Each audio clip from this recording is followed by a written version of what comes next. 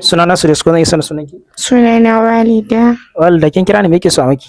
So daman na ga yadda kake ma samarin mutane prank ne kuma ni ban gane kan nawa saurayin batun kwana biyu na shi yasa na zo saboda ka mai prank. Okay, kina zargin ya canza miki ne ko ban gana wasan ki ba? Gaskiya ya canza mun tun sati biyu baya na kasa gane kan shi. Okay, me sunan shi? Sunan shi Umar. Samun namba Umar.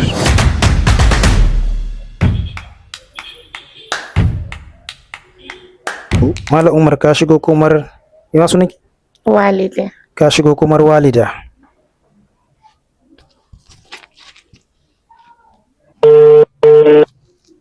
Hello, assalamu alaikum. Wa alaikum salam Mala Umar. Na'am, ya gajiya. Wallahi lafiya Allah ya kwana biyu. Alhamdulillah.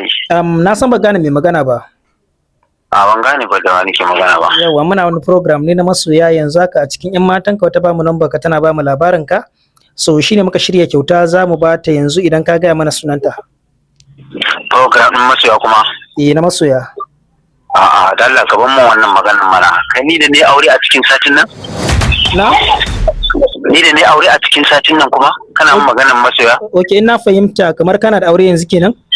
Ina da aure mana. Ni da ne aure cikin satin nan? Na shiga uku na banni na lalace Umar aure fa kace kai. Inna lillahi wa inna ilaihi raji'un. Assalamu alaikum Malam Umar. Inna lillahi wa inna ilaihi raji'un. Ina fahimta yanzu dai kana da aure kenan. Na da aure. To wannan da tace mana kai saurayinta ne kuma soyayya kuke yi fa. Umar Walida ce fa. Aure. Da Allah. Na shiga uku. Na banni. Kana ji na? Umar aure. Inna lillahi wa inna ilaihi raji'un. Inna lillahi.